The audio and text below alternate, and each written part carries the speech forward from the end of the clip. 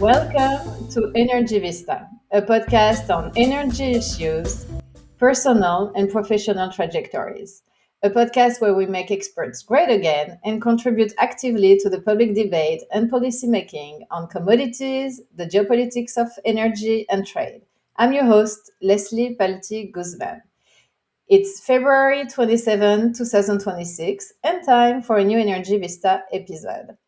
Today, my guest is David Levy, a graduate of the École Polytechnique in France, an engineer who spent 10 years in energy and in defense as a senior civil servant, and then 25 years in the private sector, in the technology sector, also as an entrepreneur and executive, and for the past 3 years back in the energy sector, bringing his experience to this timely topic, including nuclear, where he has spent a lot of his thinking and time over the years. So I'm very excited. This episode will be in French. The good news is that it's translated directly in YouTube now with the subtitles. So it will be available right away in YouTube. And this podcast is also dedicated to a global Francophone community audience, where we also build bridges on all sides of the Atlantic and across other oceans. Bonjour David. Bonjour Leslie.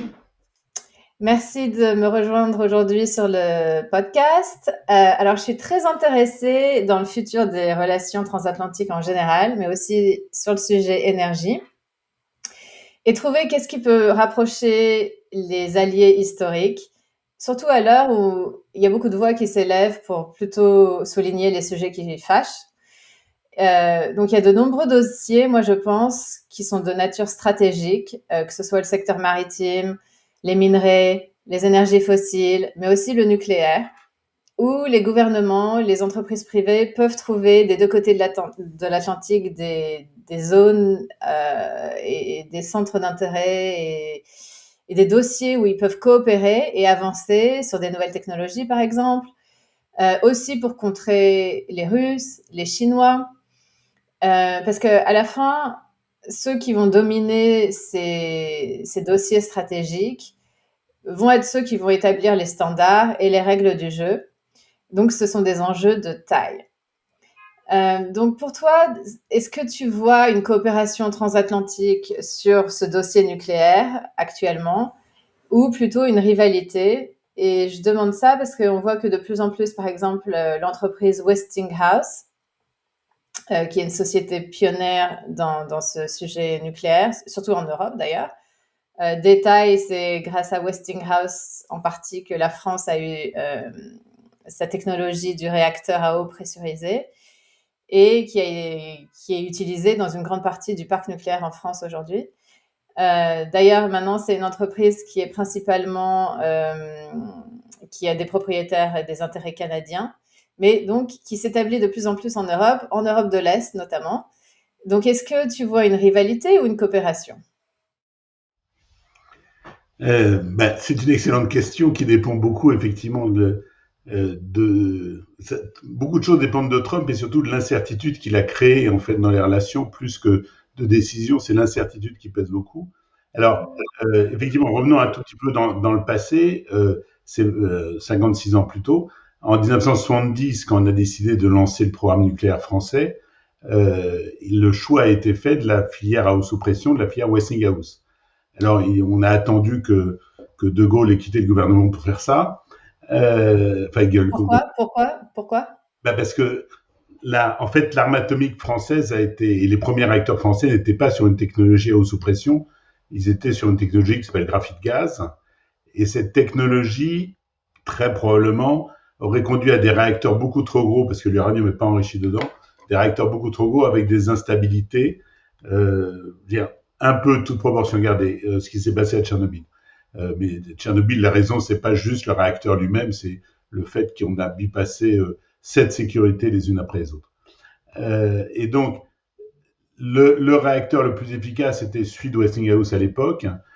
Et le choix, on a attendu un peu que De Gaulle soit sorti du jeu parce que on n'est pas sûr qu'il aurait accepté comme ça licencier une technologie américaine, enfin d'être sous licence d'une technologie américaine. Pour la petite histoire qui est intéressante, d'ailleurs, pourquoi Westinghouse est le champion du monde des réacteurs sous pression, qui sont l'essentiel des réacteurs de puissance à travers le monde aujourd'hui, c'est parce que l'armée américaine lui avait commandé le premier réacteur de sous-marin, qui s'appelait S-1W, pendant la guerre, qui avait quelques dizaines, je pense, ou quelques mégawatts. Et après ça, on est passé de quelques mégawatts, quelques dizaines, quelques centaines, et à la fin, 1300 et même 1600 aujourd'hui. Et donc, Westinghouse a licencié cette technologie, et à la fin, Framatome est aujourd'hui sait construire des réacteurs sans avoir besoin de Westinghouse. Et il se trouve que Westinghouse est passé en Chapter 11 il y a un peu plus d'une dizaine d'années aujourd'hui, est passé en Chapter 11 et a été redressé grâce à des fonds, donc grâce à Brookfield, qui est un fonds canadien, et qu'il a racheté, et assez paradoxalement, ou assez normalement plutôt d'ailleurs, par deux ingénieurs des mines français, Patrick Fragman et Jacques Besnénou. Je dis pourquoi normalement, parce que Westinghouse a décidé de faire ce qui avait été fait en France, c'est-à-dire une filière, le même réacteur tout le temps. C'est-à-dire ce qui coûte très cher, c'est ce qu'on appelle first of a kind, le premier exemplaire, ça coûte très cher, et quand on reproduit, ça coûte moins cher. Donc Westinghouse s'est calé là-dessus, et un peu comme la Ford E-T, on a le droit de modifier quelque chose du moment qu'on change rien, quoi. Donc voilà. Alors la coopération maintenant, Framatome a développé un réacteur qui est d'ailleurs plus puissant que le réacteur Westinghouse, qui fait 1600 mégawatts. Le réacteur Westinghouse fait plutôt 1000. Framatome et EDF ne l'ont pas, en ont construit des premiers exemplaires, mais qui ne seraient pas les exemplaires qui vont être développés maintenant à Panly d'abord, puis après ça à Bugey et ailleurs. Il y a de la coopération déjà entre Framatome et Westinghouse, par exemple, dans un sens, quand il y a eu des problèmes à Flamanville, c'est Westinghouse qui en a réparé une partie. EDF est le premier client de Westinghouse, donc il y a de la coopération. Je pense qu'il va y avoir de la coopération fortement dans toute l'Europe de l'Est, parce que Westinghouse ne va pas pouvoir tout fournir. Mais Westinghouse aujourd'hui est plutôt en avance dans la mesure où ils ont construit des réacteurs qui ont eu des dérives de prix, comme les réacteurs de Framatome et d'EDF, sinon ils n'auraient pas été en Chapter 11. Mais Donald Trump a dit voilà 80 milliards pour me construire des réacteurs. Et donc le principal souci de Westinghouse aujourd'hui, c'est d'être capable de construire tous les réacteurs dont les États-Unis ont besoin.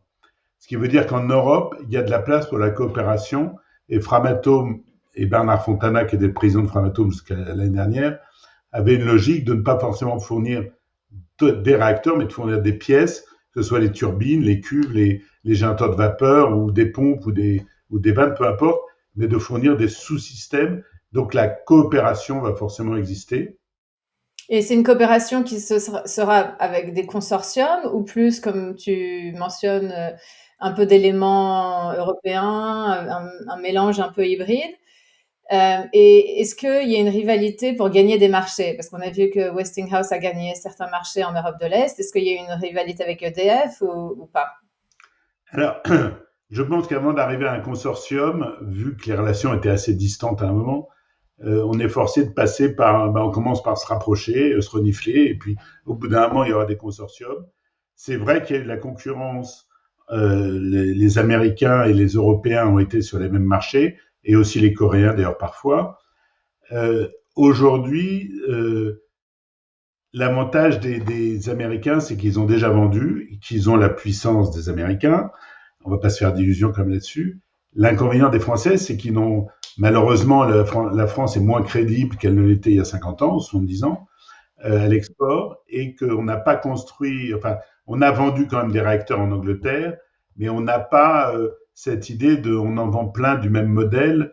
On n'est pas capable de vendre les réacteurs qu'on va construire en France à 1600 mégawatts.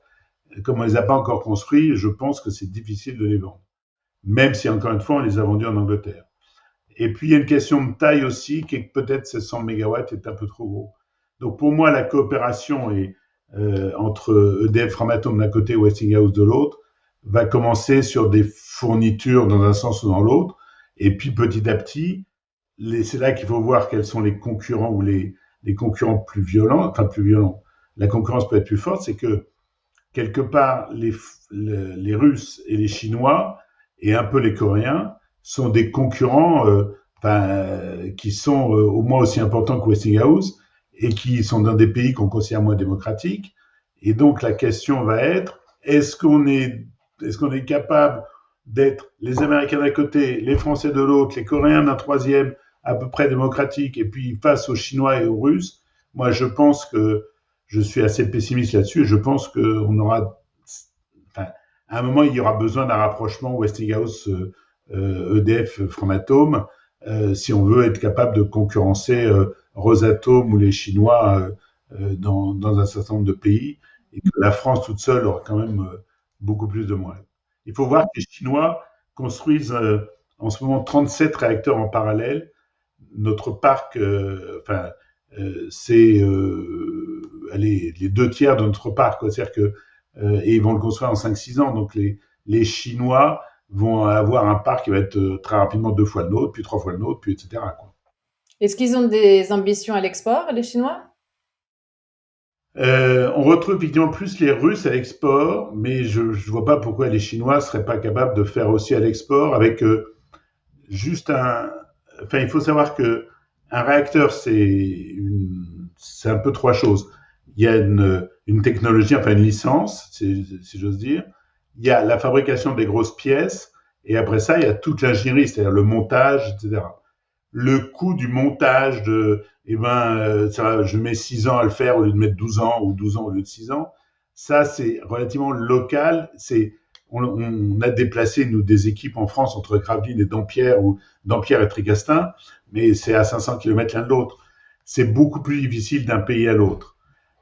Donc, sauf enfin, l'IA aidera sans doute dans le futur. Et donc, ce que les Chinois sont capables de faire en 5 ans en Chine, ils auront plus de mal à l'exporter. Et après ça, il y a toutes les normes de sûreté où on essaye de faire en sorte que les normes de sûreté soient à peu près internationales, parce que sinon, si un réacteur pète en Tchéquie, les retombées, elles vont pas se limiter à la Tchéquie. Donc, il vaut mieux que les normes soient internationales.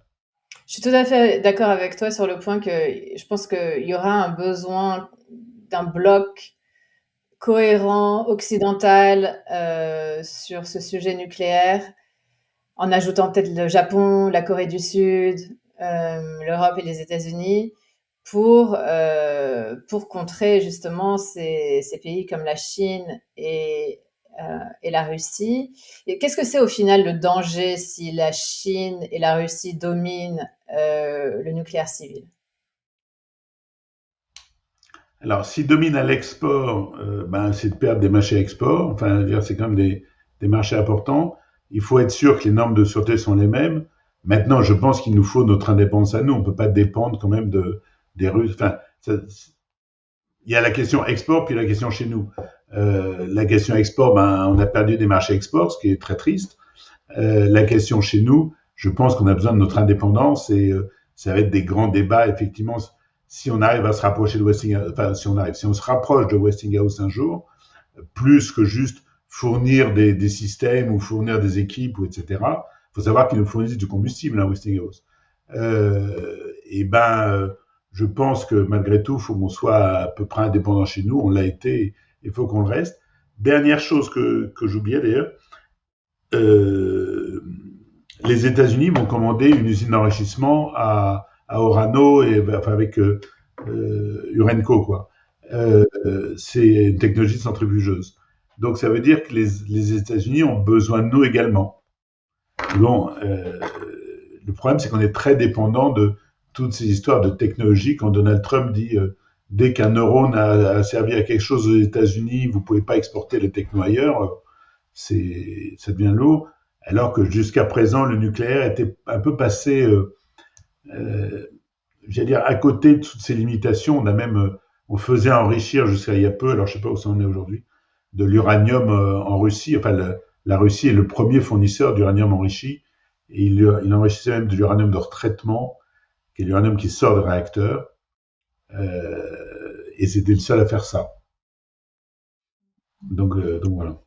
Non, c'est cette notion de souveraineté énergétique, on en entend beaucoup parler, surtout depuis l'invasion de la Russie en Ukraine. Donc il y a autonomie, souveraineté. Est-ce que tu peux nous donner un peu dans le contexte européen, comment tu comprends ce concept de souveraineté? C'est pas juste par rapport aux États-Unis, c'est pas juste par rapport à la Russie, mais donne-nous un peu les derniers développements en Europe et en France. Alors, en termes énergétiques, effectivement, il y a ce qu'on est capable de construire et ce qu'on a besoin d'importer. C'est deux choses un peu différentes. Il y a construire une centrale à gaz, bon, tout le monde ne sait pas le faire, mais beaucoup de gens savent le faire. Mais par contre, après ça, il y a toute l'indépendance énergétique qu'on a vu nous avec le choc de 73. Et là, faut tirer un chapeau quand même à nos anciens parce que le lancement du parc, contrairement à ce qu'on croit, le lancement du parc nucléaire, c'est avant le choc de 73. Il y a eu une accélération en 74, mais le gros du lancement, c'était avant 73. Et il y avait même, alors puisque tu parles d'indépendance, non seulement on avait lancé des réacteurs à eau sous pression, mais en plus de ça, on avait lancé les réacteurs qu'on appelle à neutrons rapides, qui permettent de recycler l'uranium, j'allais dire quasiment éternellement, enfin pour des centaines d'années, voire des milliers d'années. Parce que l'uranium, en fait, on en utilise 0,7%, parce qu'il y a deux atomes différents dans l'uranium, l'uranium 235 et l'uranium 238, et on en utilise 0,7% dans un réacteur à eau sous pression. Et grâce à un réacteur à neutrons rapides, on utilise tout le reste en faisant du plutonium, en fait. Et donc, c'était décidé ensemble, c'est-à-dire réacteur à eau sous pression et réacteur à neutrons rapides, en 1970. Ce qui est juste incroyable d'avoir cette vision-là qu'on est strictement incapable d'avoir aujourd'hui. Ça fait peur d'incapacité, quoi. Donc, il y a avoir disposé de la technologie pour construire un réacteur nucléaire et être indépendant chez soi, pour pas qu'un jour il y ait un Américain qui nous dise ah ben non, la licence elle est à moi, arrêtez d'exploiter, quoi, ou vous n'avez pas le droit d'exporter. Il y a après ça tout ce qui est indépendance dans le sens de la fourniture du combustible ou du combustible enrichi, qui est une technologie assez compliquée. Là, alors on sait enrichir l'uranium, on en a beaucoup chez nous. Il y en a qui vient d'un certain nombre de pays, du Canada, du Kazakhstan. Alors avant, on avait le Niger et le Gabon. Le Gabon était fermé, mais le Niger, depuis peu de temps, un an ou deux, à la suite de la guerre en Ukraine, un jour, Emmanuel Macron a dit quelque chose et les Russes, plus ou moins en représailles, ont fermé le Niger, j'allais dire. Donc on n'a plus accès au Niger aujourd'hui. Mais il y a suffisamment d'uranium dans suffisamment de pays et c'est suffisamment facile à stocker pour qu'on soit à peu près tranquille là-dessus. Et en plus de ça, si jamais il y avait un très grave problème, on prendrait notre stock d'uranium de retraitement et on le remettrait dans l'enrichissement, la conversion, et ça nous fera de l'uranium qu'on peut remettre dans les réacteurs. Voilà, donc maintenant les technologies, les Russes exportent leurs technologies, les Chinois aussi, mais les Chinois, par exemple, construisent des réacteurs sous une licence Westinghouse. Enfin, en tout cas, c'est des réacteurs qui viennent de chez Westinghouse. Je ne connais pas l'aspect juridique de la chose, mais la technologie vient de Westinghouse. Et les Coréens aussi, c'était une technologie Westinghouse, et c'est comme ça qu'ils ont construit leurs réacteurs. Mm.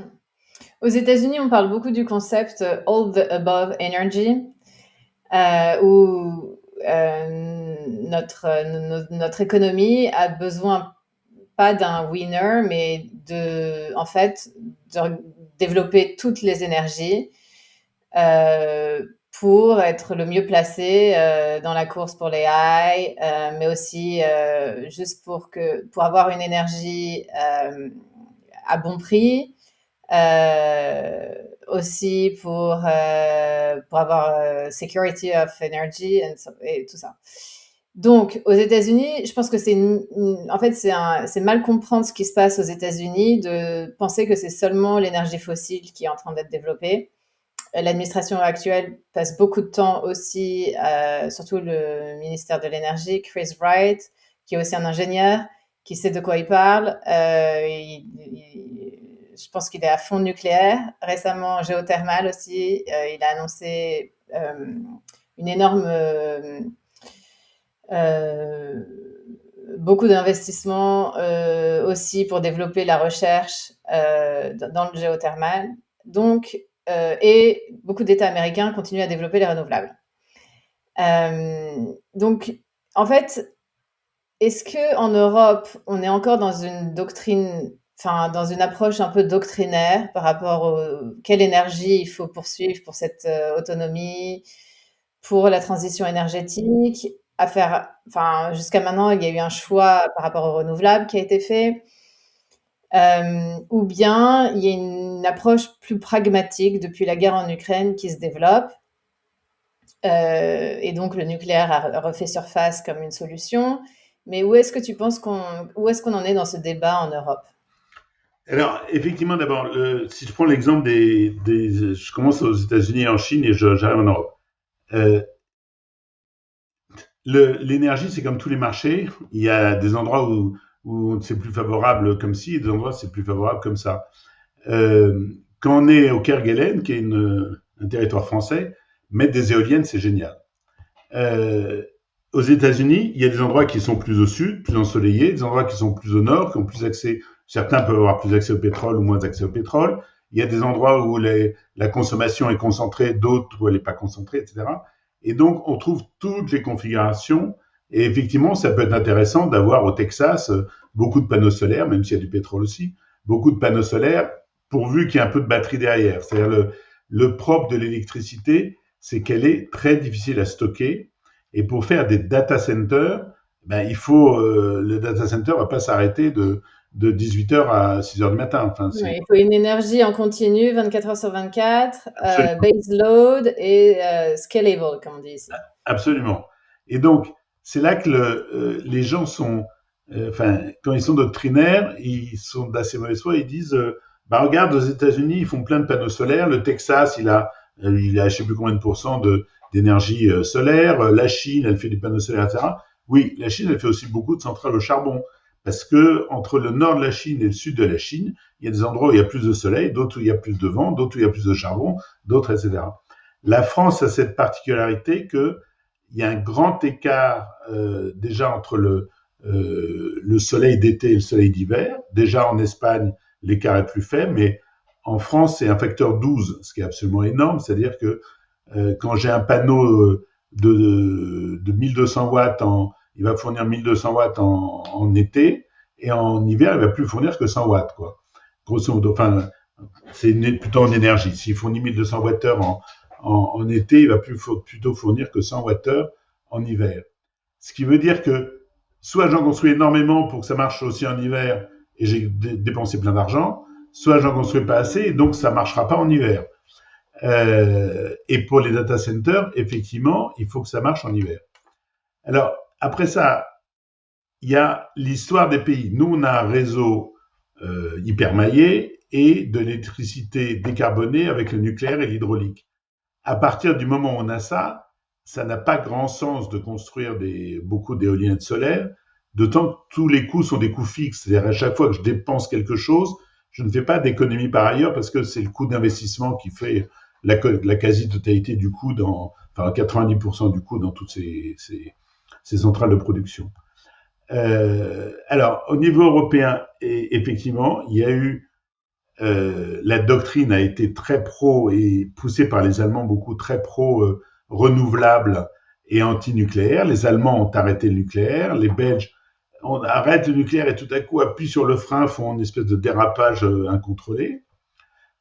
Nous, on a réussi à préserver notre nucléaire malgré tout un tas de signaux européens où quand un chauffage, quand une maison est chauffée à l'énergie nucléaire, eh ben on considère pas qu'elle a les mêmes caractéristiques que quand elle est chauffée autrement, enfin l'électricité nucléaire, etc. Et donc aujourd'hui, ça va être horrible ce que je dis, mais je pense qu'il y a eu un vrai suicide européen sur les histoires énergétiques qui n'a pas touché que la France. La France est même plutôt protégée, mais on a dépensé des centaines de milliards d'euros à mettre de l'éolien et du solaire.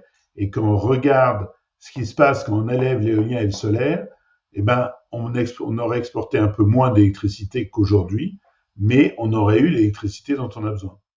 En Allemagne, c'est presque pire parce qu'ils ont arrêté tout le nucléaire Et donc, Friedrich Merz vient de dire, on a fait une bêtise, on va reconstruire plein de centrales à gaz. Ce qui veut dire en termes d'indépendance qu'on va être dépendant du gaz. Alors russe ou américain, ça dépend des périodes, mais on va être dépendant du gaz importé, quoi.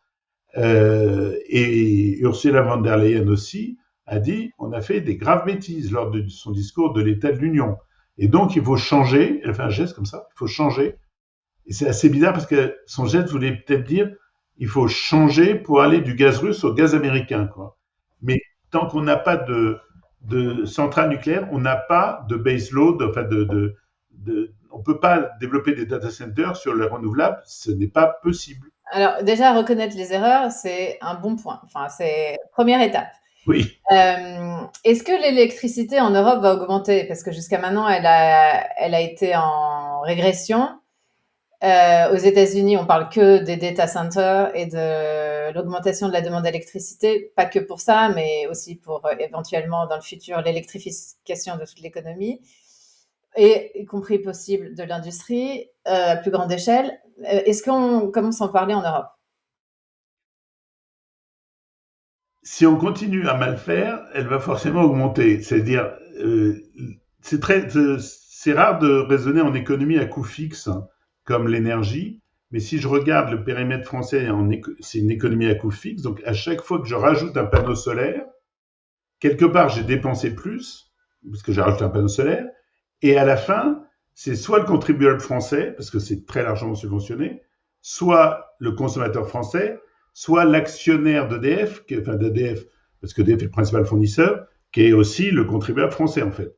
Mais l'argent, d'une manière ou d'une autre, il va pas sortir de ce cercle-là. Et donc, euh, dans la série, on dit beaucoup de bêtises parfois. L'autoconsommation, L'autoconsommation, c'est je vais mettre un panneau solaire sur mon toit et je vais produire mon électricité. Tout le monde dit c'est génial, comme ça on est indépendant. Oui, mais c'est faux, parce que l'autoconsommation, en été, ça marche bien. En été, l'électricité est gratuite, donc j'avais pas besoin de me payer mon panneau solaire. Il suffisait que j'achète l'électricité au prix spot. Donc, en été, ça marche bien, mais en hiver, il n'y a pas de soleil. Et donc, je vais devoir, de toute manière, tirer sur le courant EDF, enfin EDF ou un autre. Et quand je tire sur le courant EDF, ça veut dire qu'EDF aura été forcé de prévoir les capacités de production, les capacités de transport, les capacités de distribution. Donc, à la fin, j'aurais juste rajouté un coût qui est le coût de mon panneau solaire dans le système. Et quelqu'un va le payer. Alors, ça va être quelqu'un sur sa facture, quelqu'un sur son impôt, ou c'est EDF dont le résultat va diminuer. Mais il y a, donc, c'est une économie de coût fixe. Et force, à ce moment-là, avec ce raisonnement-là, l'électricité augmente. Et tant que c'est pas optimisé, eh ben, l'électricité va augmenter. Maintenant, il y a eu tellement d'investissements dans l'éolien et dans le solaire que le prix spot solaire, parce que j'appelle le prix spot solaire, c'est le prix spot moyen pendant les heures où il y a de l'électricité solaire. Et ben, est beaucoup plus bas, il doit être à 32 ou 34 euros le mégawattheure, quand le prix spot moyen a été à 60 et quelques cette année. Donc ça va diminuer le prix vers le bas. Et donc après ça, la question va être, est-ce que on est capable d'équilibrer en quelque sorte, c'est-à-dire de basculer de l'électricité chère dans de l'électricité pas chère. Si je suis capable d'avoir des batteries pendant 24 heures et que c'est pas trop cher, eh ben mes panneaux solaires où il y en a trop au mois de juillet, je vais produire l'électricité pour le soir et donc je vais économiser là-dessus. Mais à la fin, le problème, c'est que j'ai toujours, mais il faut toujours que j'assure la pointe cette année, c'était le 6 janvier, on a consommé 90 gigawatts, et pour assurer la pointe du 6 janvier, il faut que j'ai construit suffisamment d'hydraulique, de nucléaire, de gaz, parce que le 6 janvier à 10h15, eh ben, l'éolien et le renouvelable, c'était 5% de la production, point. Parce qu'il n'y a pas de vent quand il fait froid, il n'y a pas de vent, il n'y a pas de soleil. Donc voilà. Donc, à la fin, si on fait bien les choses, normalement, l'électricité devrait baisser. Mais si on est doctrinaire, à force de construire de l'éolien et du solaire, l'électricité va augmenter. Aujourd'hui, on est apparemment dans une phase baissière et on peut espérer que ça va continuer. C'est intéressant parce que Secretary Chris Wright était à Paris, je crois, il y a une semaine ou quelques jours, enfin, il y a quelques jours. Et son discours était assez, en fait, un peu à l'encontre de ce que tu dis, où, en gros, ce qu'il disait à l'Europe, c'est l'énergie, c'est la vie, l'énergie, c'est l'économie, c'est la croissance. Et il en faut plus, il faut consommer plus d'énergie. Alors qu'en Europe, on était un peu dans une optique sobriété, energy efficiency, consommer moins pour la transition énergétique. Mais au final, les industries européennes, elles sont parties ou bien elles produisent pas assez. Euh, donc il faut de l'énergie et de l'électricité. Il en faut plus ou il en faut moins? Ah, ben, moi, j'espère qu'il en faut plus parce qu'à la fin, on espère que notre industrie va se développer. Aujourd'hui, ce qui est très triste à voir, c'est que la consommation d'électricité diminue depuis plusieurs années, oui, enfin, pratiquement 10 ans. Enfin, sans compter les pointes Covid et guerre en Ukraine, qui ont été en plus de ça des creux énormes. Mais on peut espérer quand même que la consommation d'énergie va augmenter parce que sinon ça veut dire qu'on se désindustrialise quand même à la fin ou qu'on se dépeuple ou les deux d'ailleurs. Maintenant, il y a la question électricité qui est un peu différente où on peut espérer qu'on va, comme on a trop d'électricité, qu'on va être capable de d'électrifier les usages. Je pense que ça devrait être la première priorité du gouvernement. Et le gouvernement a encore dit qu'on allait construire des panneaux solaires et des éoliennes. Enfin, ça fait très peur, quoi. Alors qu'il y a déjà une cannibalisation des panneaux solaires les uns par les autres. Et donc, le but, c'est vraiment, faut espérer que ça va croître, même si je sais que l'effet de serre est quelque chose de très grave, mais il faudrait qu'on s'en occupe autant que les autres pays. Je veux dire, si on s'en occupe plus, ça va nous coûter plus cher, et à la fin, ben, on va se désindustrialiser, et les autres qui s'en sont moins occupés vont produire plus d'effets de serre, quoi.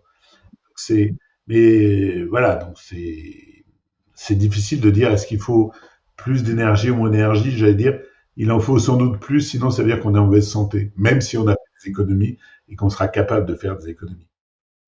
Il y a pas mal de voix qui opposent en ce moment les petrostates et les electrostates. Mais bon, comme on vient de le voir avec les États-Unis, on peut être les deux à la fois. C'est aussi, enfin même la Chine, ils produisent plus de gaz actuellement que le Qatar, par exemple, ou presque autant que tout le continent africain. Pétrole, la même chose, en croissance. Euh, donc, comment tu penses à cette dualité? Parce que au final, enfin, c'est une question d'influence aussi. Comment on utilise les hydrocarbures dans la diplomatie et la Chine qui utilise peut-être plus ses électrons en diplomatie. Mais comment tu vois l'évolution de nos économies? Je pense qu'il y aura une cohabitation encore pendant pas mal de temps entre les fossiles et l'électricité et que les pays qui ont les deux seront les gagnants. Comment tu vois les choses? Alors, première chose, un jour j'ai un copain qui était avec moi à l'école qui s'appelle Philippe Courtier, qui a été un chercheur de la météo qui connaît l'effet de serre par cœur. Et donc, quand on a commencé à parler de l'effet de serre tous azimuts, j'ai appelé, j'ai dit Philippe, explique-moi. Et il m'a dit, petit 1, il faut que je dise quelque chose. Tant que le charbon sera gratuit, il ne faut pas se faire d'illusions. Le charbon sera extrait en Chine, en Allemagne ou ailleurs, et il sera consommé. Ne nous faisons pas d'illusions. Et petit 2, il m'a dit, si on ferme tous les robinets aujourd'hui, on est à plus de degrés. Si on fait beaucoup d'efforts, on est à plus 4 et sans doute on sera à plus 6. Bon. Et je crois qu'on est toujours sur cette tendance-là. Mais donc, il y a effectivement, on peut. Enfin, d'abord, est-ce que vraiment on voudrait de l'électricité nucléaire dans tous les pays du monde? La réponse est non. Je veux dire, même Zaporizhzhia, quelque part, a créé une nouvelle crainte, c'est que lors d'une guerre, qui est la centrale ukrainienne, là, lors d'une guerre, l'ennemi peut aller tirer sur la centrale nucléaire, ce qui est un peu agaçant. Et pour construire des centrales nucléaires dans un de pays, faut qu'il y ait quand même une notion de sécurité, de sûreté nucléaire, qu'il y ait une fiabilité, qu'on soit sûr que la vanne qu'on va mettre, elle a bien été certifiée, elle n'a pas été achetée et fabriquée avec un métal qui va fondre, casser ou je ne sais quoi un jour. Donc tout le monde ne peut pas avoir des centrales nucléaires. Maintenant, il y a un autre phénomène qui va marquer, alors ça dépend de l'âge, hein, c'est que on a connu une période où les Américains n'étaient plus exportateurs de pétrole. Et un jour, ils se sont rendus compte que c'était une bêtise et ils sont de nouveau exportateurs de pétrole et de gaz, et de manière très importante. Enfin, là-dessus, tu connais les chiffres mieux que moi. Et ça, c'est fondamental. Enfin, ça change complètement. Nous, non seulement on est importateurs, mais en plus de ça, de temps en temps, on dit, bah, on a peut-être du pétrole là-bas, on pourrait peut-être faire un petit trou. Et immédiatement, tu as 3 arrêtés te disant, ah, ça En Guyane française d'ailleurs. une française, voilà. Ah non, ça va pas dans la tête, vous êtes fous, c'est sale. Ouais, c'est sale, mais sinon c'est les autres qui le font, quoi. Donc oui, c'est sale. Donc moi, je pense qu'il va y avoir une cohabitation. D'ailleurs, il faut savoir que notre système énergétique ne marche pas sans gaz, hein. C'est-à-dire que notre système électrique, c'est-à-dire, il y a toujours une petite flexibilité qui n'est accessible que par le gaz. Et pour couvrir la pointe du 6 janvier dont je parlais tout à l'heure ou du 14 janvier l'an dernier, eh ben, il faut du gaz. On va pas construire une centrale nucléaire pour 5 jours par an, quoi. Enfin, ça n'a pas de sens et l'éolien et le solaire ne sont pas là. Donc, oui, il faut du gaz de toute manière. Il y aura toujours du gaz. Et la dernière chose que je voudrais dire, mais ça aussi tu le connais mieux que moi, c'est que on a 30 ans de ressources fossiles devant nous. Et lors de mon premier cours de géographie sur le sujet, il y a Qui a 30 ans? Pardon, qui a 30 ans? dans le monde, il y a 30 ans de réserve. Et il y a toujours eu 30 ans de réserve. Parce que c'est un équilibre entre combien ça coûte d'aller chercher la 31e année de réserve et quel est le risque que j'en ai besoin. Donc, on a toujours 30 ans de réserve. Aux États-Unis, quand ils ont découvert le shale gas, c'était on a 100 ans de réserve. Voilà, c'est ça. Mais parce que c'est quand on dit il y a plus que 30 ans, non. On a 30 ans de réserve parce que c'est cher d'acquérir des réserves, donc, enfin d'aller chercher des réserves. Je veux dire, quand on paye Schlumberger à faire une recherche sismique, c'est assez cher. Donc, on a 30 ans de réserve, oui. Pour longtemps. Et je peux pas, comme tu as mentionné la guerre, les centrales nucléaires civiles et le risque d'attaque, mais aussi cette année, il faut renégocier le traité de non-prolifération. Mmh. Et on parle beaucoup de l'Iran dans l'actualité par rapport à son programme nucléaire clandestin. Comment tu penses à la prolifération par rapport à l'Iran ou d'autres menaces actuelles par rapport à la prolifération? On serait bien content effectivement si l'Iran était débarrassé de ses armes nucléaires et de son uranium enrichi. Mais deux, si j'étais un grand méchant, j'attaquerais pas les autres avec une arme nucléaire, c'est beaucoup trop compliqué, quoi. Je veux dire, il y a des armes beaucoup plus puissantes. Enfin, les virus, enfin, c'est pas bactériologique parce que c'est un virus. Enfin, la guerre bactériologique ou, ou les virus informatiques, etc., sont 1000 fois plus puissants que les armes nucléaires. Enfin, 1000 fois plus accessibles que les armes nucléaires. Alors, les armes nucléaires font plus peur, mais et encore, quoi. Enfin, quand on voit l'effet du Covid, on se dit, on a arrêté toutes les économies mondiales avec un virus. Et, euh, et je pense que des ingénieurs, enfin des chercheurs qui savent faire des virus comme ça, il y en a plus que concevoir une arme atomique, c'est quand même relativement compliqué. Et puis en plus de ça, les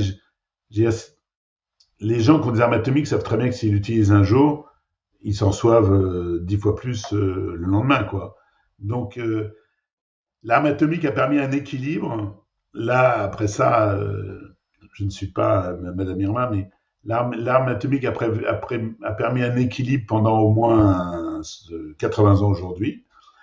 Espérons que ça le maintiendra. Moi, si j'avais peur de quelque chose, ce serait pas de l'arme atomique, enfin, à part le cas spécifique de l'Iran, mais j'allais dire qu'il est presque maîtrisé. Il n'est pas maîtrisé totalement, mais on sait ce qu'ils font et Israël les a attaqués, les Américains disent qu'ils vont les attaquer. Je veux dire, c'est presque contenable, quoi. Je pense qu'il y a beaucoup plus dangereux que l'arme atomique aujourd'hui. Ok.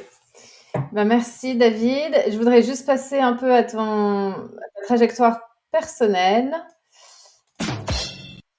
Et quand tu as démarré ta carrière, tu as démarré dans l'agence de sûreté nucléaire.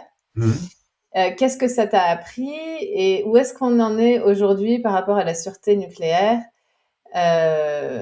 en France, en Europe, peut-être dans le monde? Quels sont les standards et quelle est la meilleure pratique?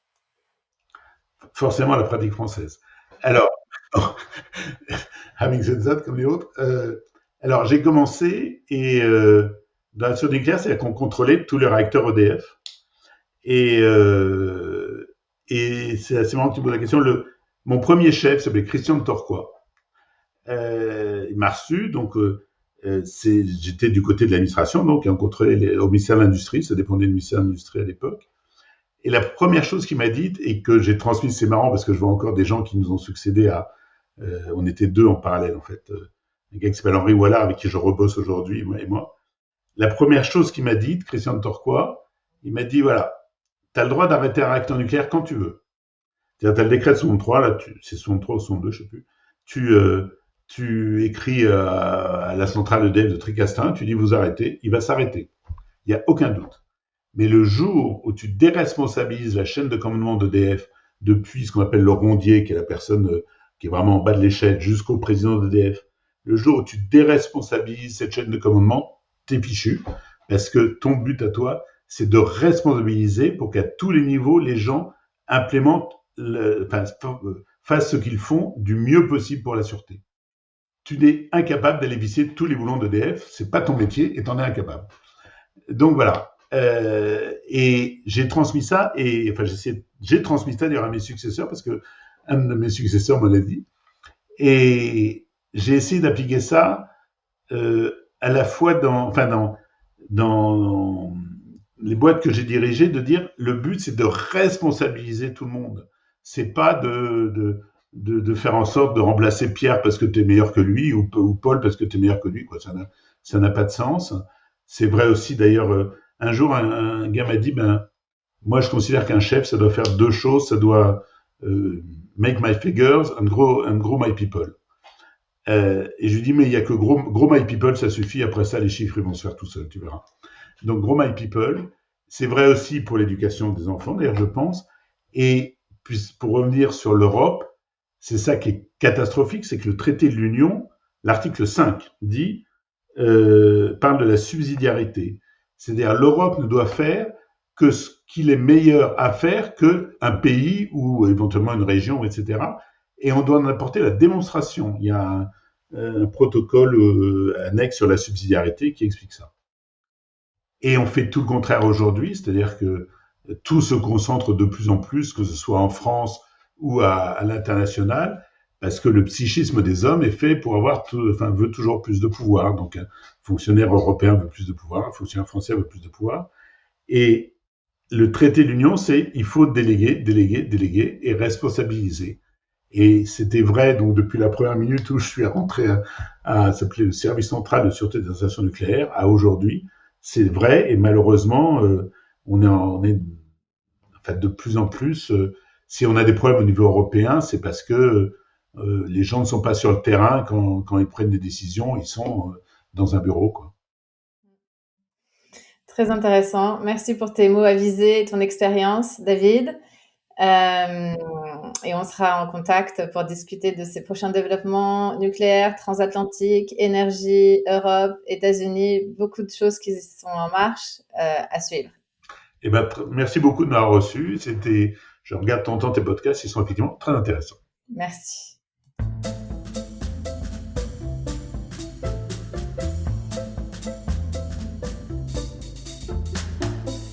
This podcast was recorded on February 27, 2026. This is Leslie Peltier Guzman saying good day and good luck.